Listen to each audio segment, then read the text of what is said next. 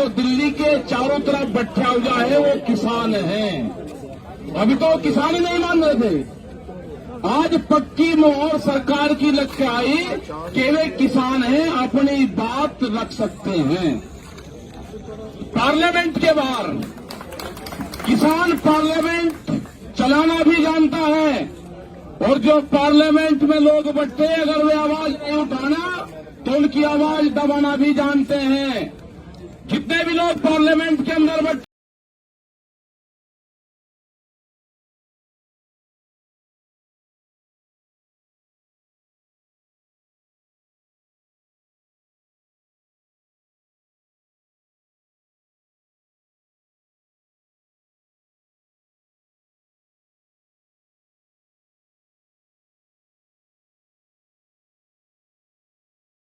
ये बात इसमें लिखी हुई है, क्योंकि इस मंडी कानून में लिखा है कि ऑनलाइन ट्रेडिंग से सबसे सस्ते रेट पर ये सारी कार्रवाई सारा जो है खरीदारी की जाएगी।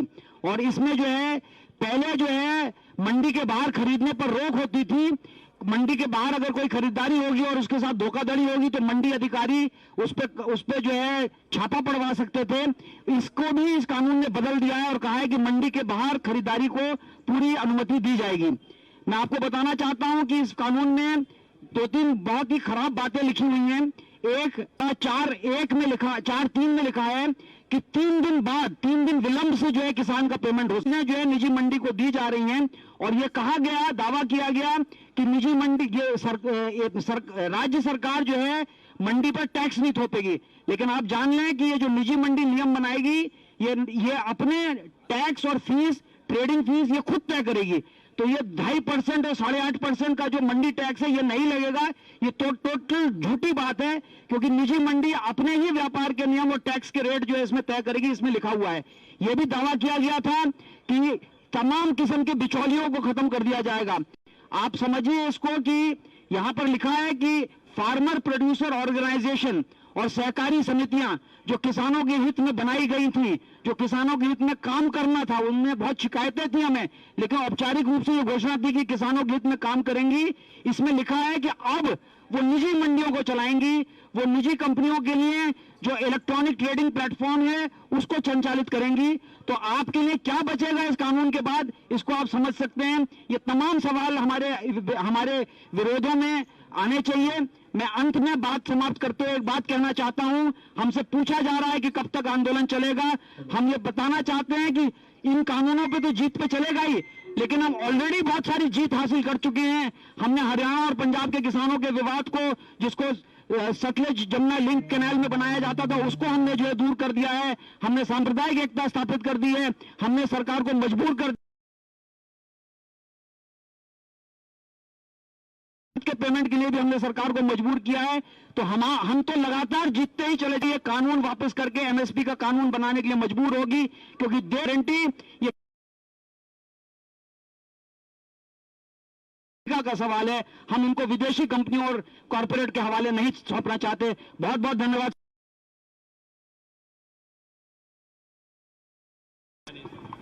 अभी मनजीत सिंह तनवेर साहब वो अगले स्पीकर होंगे। मनजीत सिंह तनवेर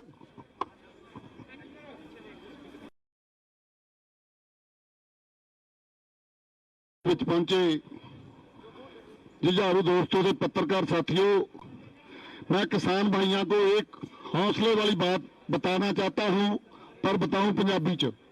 जे उन्होंने छानना हो तो मजदूर का हथ लगता, जे उन्होंने टंका लाना हो तो मजदूर का हथ लगता, जे ट्रक लोड करनी है तो मजदूर का हथ लगता, जब लानी है उदों भी मजदूर का हथ लगता, उस तो बाद गोदाम जाती है तो मजदूर का हथ लगता। मैं तो कहूँगा किसान का रोटी घट्टो घट जो पेंडू मजदूरों को रोटी मंडियां बार बार रोकने की कोशिश की, साडे मीडिया भाईचारे को भी रोकया गया। तुसीं अज दिल्ली की पार्लीमेंट की हक में तगड़ा पैर धरिया, इत्थों कंध पर लिखा पढ़ना चाहिए। तीजी गल, इको ही गल मैं दूजिया गलों में सहमत होंदा कहूँगा बई जिहड़े साडे संघर्षी लोग है उन्होंने संघर्षों वाल वध ध्यान देना चाहिए। संघर्ष मसला उदू गंभीर है, इनू बिहार नाल ना जोड़ो कल्ले नाल। ਸੋ ਹੁਣ ਤੱਕ ਜਿਹੜਾ ਗੱਦੀ ਤੇ ਬੈਠੇ ਹਾਕਮਾਂ ਨੇ ਪਹਿਲਾਂ ਮੁਲਕ ਨੂੰ ਅੰਗਰੇਜ਼ਾਂ ਤੋਂ ਲਈ ਹੋਈ ਗੁਰਤੀ ਦੇ ਹਿਸਾਬ ਨਾਲ ਕਿਸ਼ਤਾਂ ਦੇ ਵਿੱਚ ਵੇਚਿਆ। ਕਾਲੇ ਕਾਨੂੰਨ ਖਤਮ ਹੋਣ ਤੋਂ ਬਾਅਦ साड़ी लड़ाई खत्म नहीं हो रही, क्योंकि पहुंच गए मार्केट की ताकतों ने। तो मार्केट की ताकत दुनिया की सबसे क्रूर ताकत है, तब हमको अपनी फसल उनके सामने ले जानी पड़ती है। तो उससे सुरक्षा के लिए मंडी आई थी। अगर ये लेकिन किसानों को आजाद कराऊं नहीं दोस्तों, ये जो बड़ी बड़ी कंपनियां हैं, ये आड़तियों से, देसी और विदेशी कंपनियां आड़तियों से हजारों गुना बड़ी लुटेरी है। तो आजादी मोदी ने इन कंपनियों को दी है, रक्षा कोष उनको दी है, हमको बेरोक टोक लूटने की। हमारी एमएसपी नहीं मिलेगी, मंडी पर मुकम्मल देशी और विदेशी पूंजीपतियों का कब्जा होगा। इसको हमको स्वीकार नहीं है, इसलिए हम लड़ रहे हैं। 13 महीने से 8 महीनों से बॉर्डर बैठे लड़ रहे हैं। अंतिम बात यह कहूंगा कि मोदी ऑर्डिनेंस ले पार्लियामेंट को दरकिनार करके, पार्लियामेंट में धक्काई करके ये काले कानून बनाए। मोदी, उसकी पार्टी बीजेपी और आरएसएस ये अंबानी और अडानियों के बिकी हुई है, ये सरकार बिकी हुई है और पार्लियामेंट को सिर्फ मुखौटा के रूप में इस्तेमाल कर रही है। इसलिए आंदोलन ही वो शक्ति है जिससे हम इसके जो काले कारनामे हैं उससे मुक्ति पाते हैं। इन तीनों काले कानूनों को और बिजली बिल को अभी बिजनेस लिया पार्लियामेंट में, उससे भी हम बच सकते हैं और प्रदूषण के जो बनाए हुए हम बच सकते हैं। तो हम अपने आंदोलन को रखेंगे जब तक ये वापस नहीं लिया जाएगा। हम हटने वाले नहीं हैं। हम हटे जिसने इस जंतर मंतर को एक पिंजरे में बंद के खिलाफ है, हम अपने लिए लड़ रहे हैं। जो भी खाना खाता से भाई संदीप गिड्डे को कहूंगा कि अपनी बात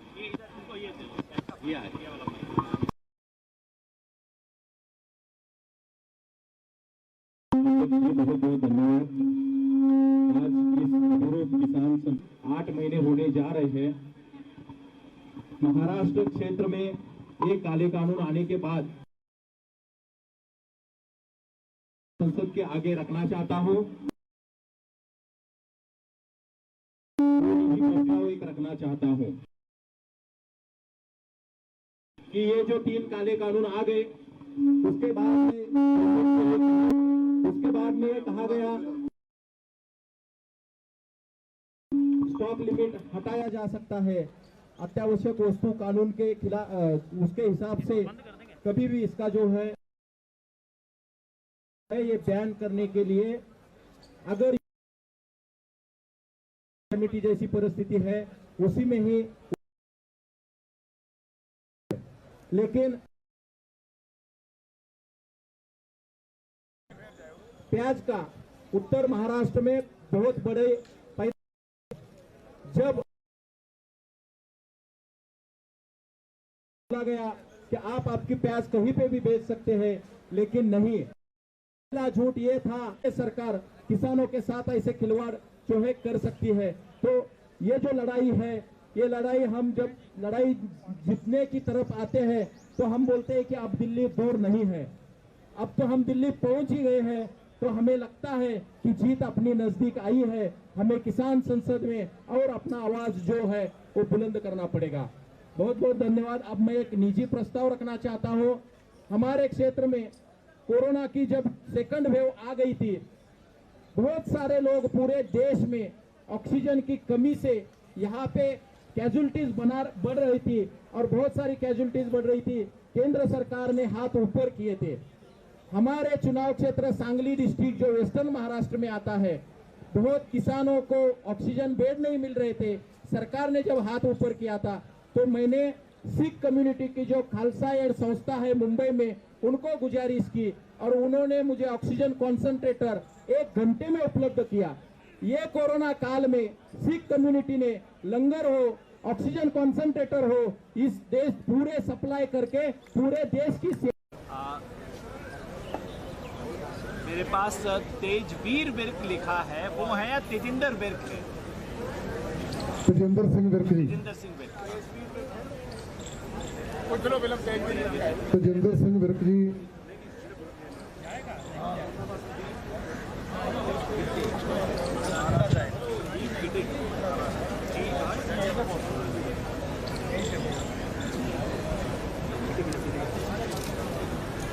सभी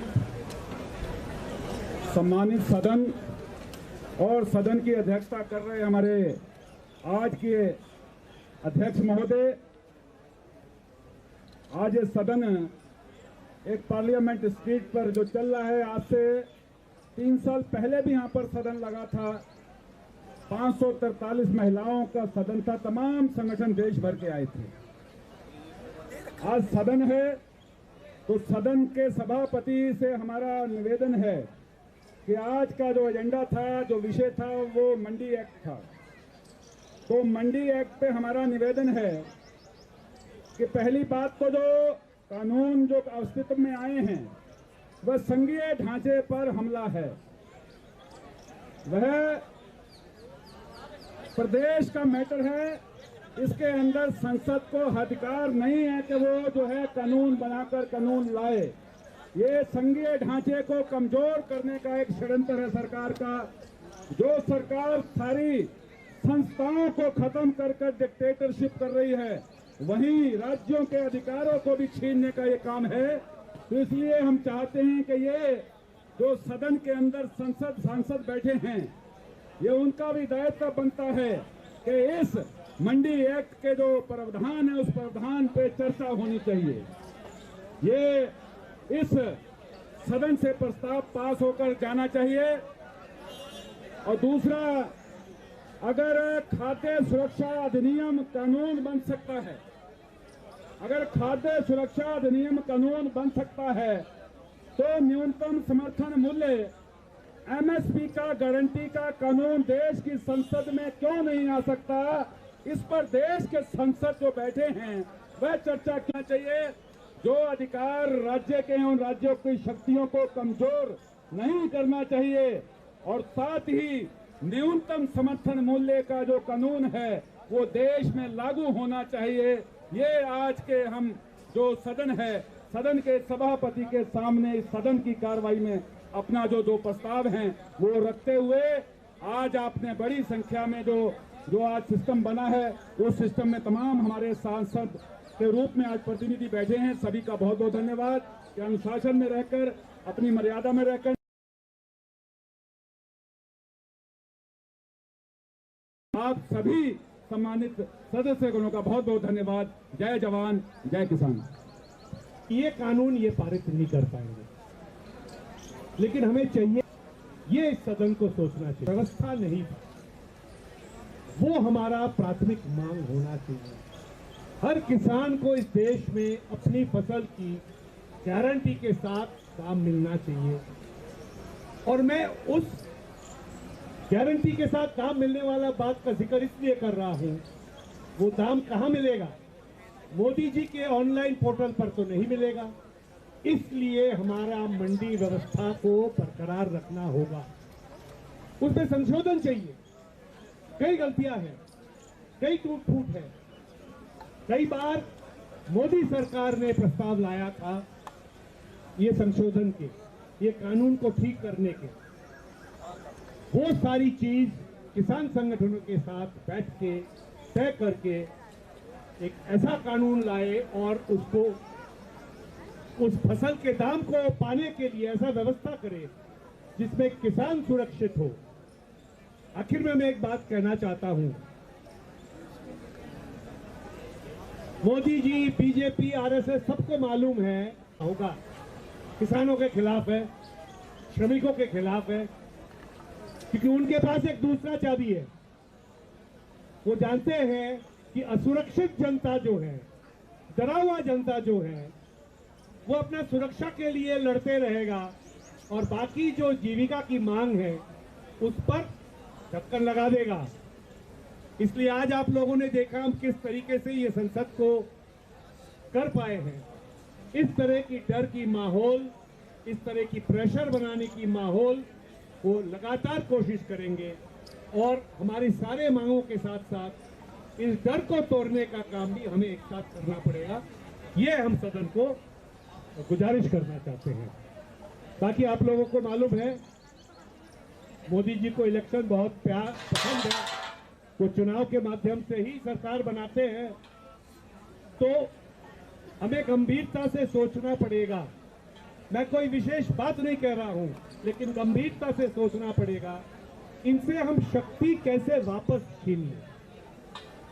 हमारा पीटी करके तो नहीं ले सकते हैं, लेकिन हमें ऐसा कोई तरकीब निकालना होगा। इनको इनसे शक्ति वापस हमें लेना पड़ेगा। जी सब आप सभी ने धैर्य से सुना, सबको धन्यवाद। हाँ, धन्यवाद। भाई गुरमीत मंगत पीछे गुरमीत मांगट जी, लग रहा है कि यहीं आके बोलना होगा, ताज छपरा पड़। धन्यवाद सभापति साहब।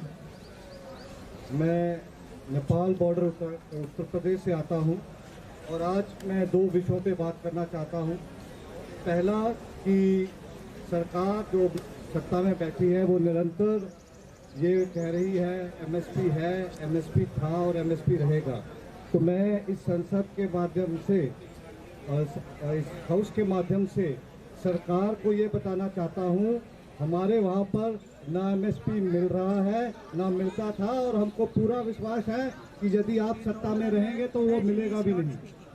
दूसरा, ये सरकार हर फ्रंट पे झूठ बोलती आ रही है।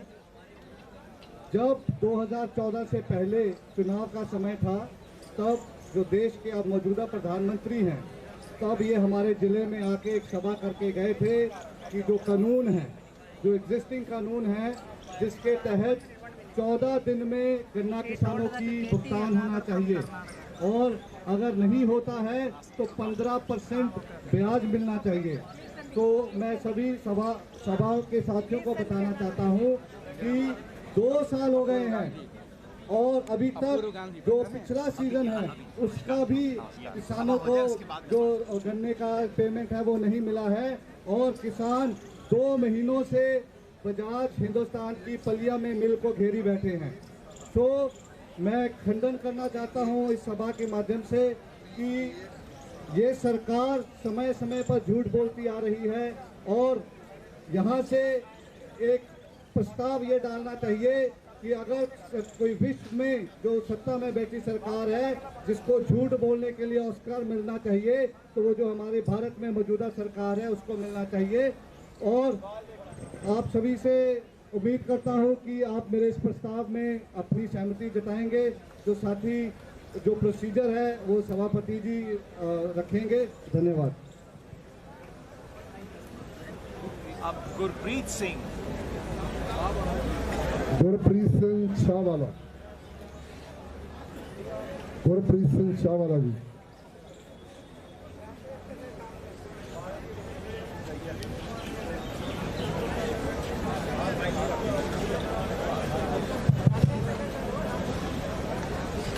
सत्कारयोग सभापति जी, डिप्टी सभापति जी, इस संसद ਦੇ ਵਿੱਚ ਮੈਨੂੰ ਬੋਲਣ ਦਾ ਮੌਕਾ ਦਿੱਤਾ, ਬਹੁਤ ਬਹੁਤ ਧੰਨਵਾਦ।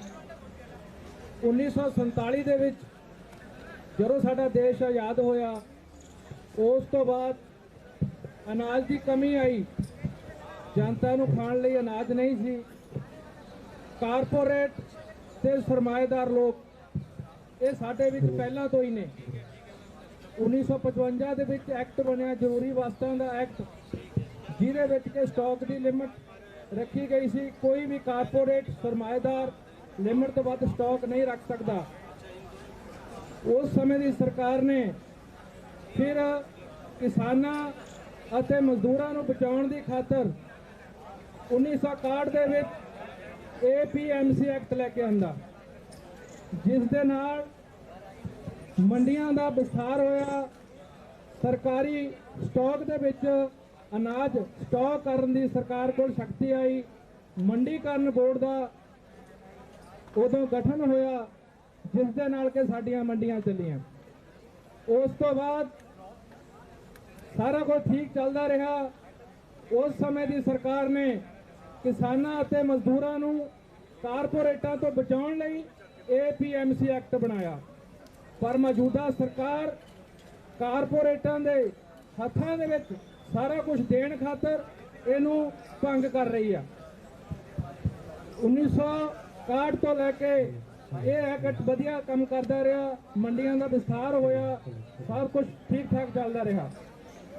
ਅੱਜ ਦੇ ਟਾਈਮ ਦੇ ਵਿੱਚ ਜੋ ਇਹਨਾਂ ਨੇ ਪੈਰਲਰ ਮੰਡੀ ਦੇਣ ਦੀ ਗੱਲ ਕੀਤੀ ਆ, ਉਹ ਮੰਡੀ ਬਿਨਾਂ ਟੈਕਸ ਵਾਲੀ ਦਿੱਤੀ ਆ, ਜਿਸ ਦੇ ਵਿੱਚ ਕਿ ਕੋਈ ਟੈਕਸ ਨਹੀਂ ਲੱਗੂਗਾ।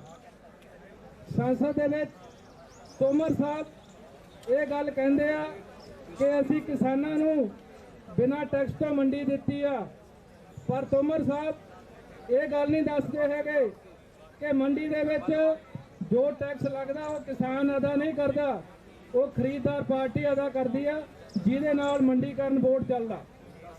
ਜਦੋਂ ਸਾਡੀਆਂ ਸਰਕਾਰੀ ਮੰਡੀਆਂ ਦੇ ਪੈਰਲਰ ਪ੍ਰਾਈਵੇਟ ਮੰਡੀਆਂ ਚੱਲਣਗੀਆਂ ਬਿਨਾਂ ਟੈਕਸ ਵਾਲੀਆਂ, ਹਰੇਕ ਸੈਲੋਨ ਦੇ ਨਾਲ ਪ੍ਰਾਈਵੇਟ ਜਾੜ ਦਿੱਤਾ ਜਾਊਗਾ, ਤਾਂ ਸਾਡੀਆਂ ਸਰਕਾਰੀ ਮੰਡੀਆਂ ਖਤਮ ਹੋ ਜਾਣਗੀਆਂ। ਜਿੱਥੇ ਕਾਰਪੋਰੇਟ ਦੇ ਸੈਲੋਨ ਦੇ ਵਿੱਚ ਨਾ ਲੇਬਰ ਦੀ ਲੋੜ ਪੈਣੀ ਆ, ਨਾ ਬਾਰਦਾਨੇ ਦੀ ਲੋੜ ਪੈਣੀ ਆ, ਨਾ ਟਰਾਂਸਪੋਰਟ ਦੀ ਲੋੜ ਪੈਣੀ ਆ, ਸਾਰਾ ਜਿੰਨਾ ਵੀ ਸਿਸਟਮ ਚੱਲਦਾ ਸਾਰਾ ਤਹਿਸ-ਨਹਿਸ ਹੋ ਜਾਊਗਾ। ਇਸ ਕਰਕੇ ਇਹ ਐਕਟ ਕਿਸਾਨਾਂ ਦੇ ਮਜ਼ਦੂਰਾਂ ਦੇ ਬਿਲਕੁਲ ਖਿਲਾਫ ਆ, ਇਹ ਰਿਪੀਲ ਹੋਣੇ ਚਾਹੀਦੇ ਹਨ। ਇੰਨਾ ਕਹਿੰਦਾ ਹੋਇਆ ਖਿਮਾ ਦਾ ਜਾਚਕ ਆ। ਧੰਨਵਾਦ ਸਭਾਪਤੀ। सुमीत सिंह, सुमित सिंह, धन्यवाद।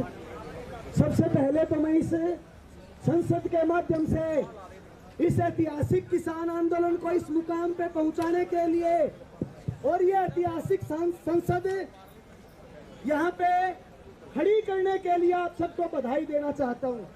इसके साथ ही इस संसद के माध्यम से मैं ये कहना चाहता हूँ कि ये जो गोदी मीडिया का सहारा लेके बीजेपी इस देश में भ्रम पैदा कर रही है, नारे देती है अब किसान का दाना दाना खरीदेंगे।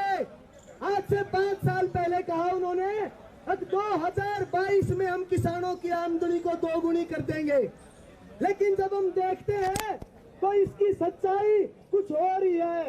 किसानों को देश में इस बात के लिए रोड जाम करने पड़ते हैं, आंदोलन करने पड़ते हैं कि उनकी फसल खरीदी जाए। उनको इस बात के लिए आंदोलन करना पड़ता है कि उनकी फसल का भुगतान समय पे हो, परंतु जिस तरह से कोरोना का बहाना बना के, और क्योंकि मैं संसद में ये याद दिलाना चाहूंगा, इससे पहले भी जो एक विराट किसान संसद हुई थी बहुत पहले 3 साल पहले, उसमें 2 प्रस्ताव लाए गए थे। देश के किसानों की 2 मांग थी उस समय पे, किसान का कर्जा मुक्ति और फसल की सरकारी खरीद की गारंटी, परंतु सरकार ने ये कोरोना का बहाना लेके जो ये कानून बनाया, इस कानून पे चर्चा हो रही है। मेरे से पहले साथियों ने रखा है, चाहे वो ठांड मंडी का उदाहरण रखा हो, हरियाणा में जो कैथन में, आज हालत यह है कि उन दोनों मंडियों के अंदर जो हजारों हजार लोग काम करते थे, कोई चाय वाला था, कोई पल्लेदार था, कोई दूसरे काम करने वाला था, सबको भी बीजेपी सरकार ने उजाड़ दिया है।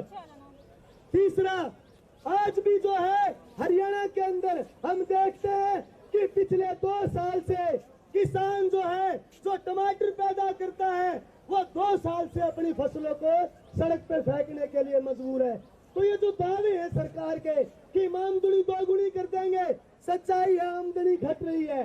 कर्जा मुक्ति नहीं की, कर्जा किसान के ऊपर बढ़ता जाने लग रहा है। और अब ये जो कानून लेके आए हैं, इसके चलते पूरे देश को, इस देश के अन्नदाताओं को सरकार उन अडानी अंबानी के हवाले करना चाहती है जो पहले से ही इस देश की जनता का खून चूस रहे हैं। इसलिए ये जो ऐतिहासिक हमारी आज किसान संसद है, इस माध्यम से हम ये मांग करते हैं कि सरकार या तो इन कानूनों को रद्द करे, वरना इस देश का अन्नदाता इस सरकार को रद्द कर देगा। यही बात कह के मैं अपनी बात खत्म करना चाहूंगा। धन्यवाद सभापति।